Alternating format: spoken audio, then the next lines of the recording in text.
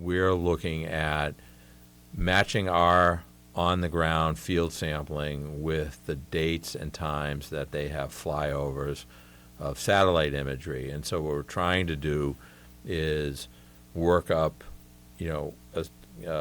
ways to understand when ponds present certain coloration from the sky, certain clarity from the satellite imagery, what that means in terms of what measured water quality says, so that we can develop relationship. It gives us an indication of whether that pond is experiencing and exhibiting high water quality or poor water quality. If it's exhibiting certain characteristics that might indicate a higher likelihood of a cyanobacteria bloom, so that we can not only use that information to guide where we go out and deploy our limited sampling capabilities, so that we are more likely to go to ponds that are at higher risk of cyanoblooms than ponds that are less at risk.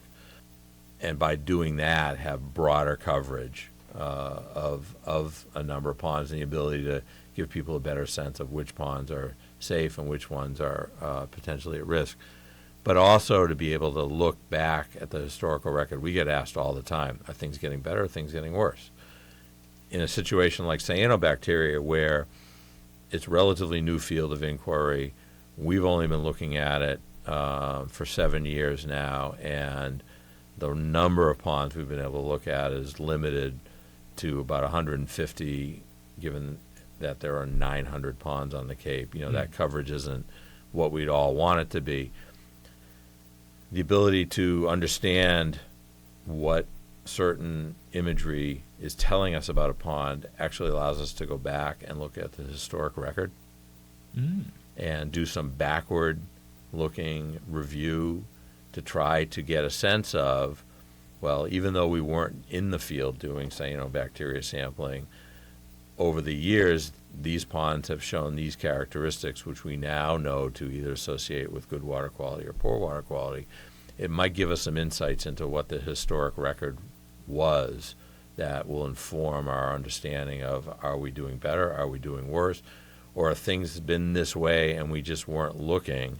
So the satellite imagery provides us the ability to more intelligently deploy our resources going forward and to understand what types of changes we may or may not be seeing based on the ability to actually turn back time and look.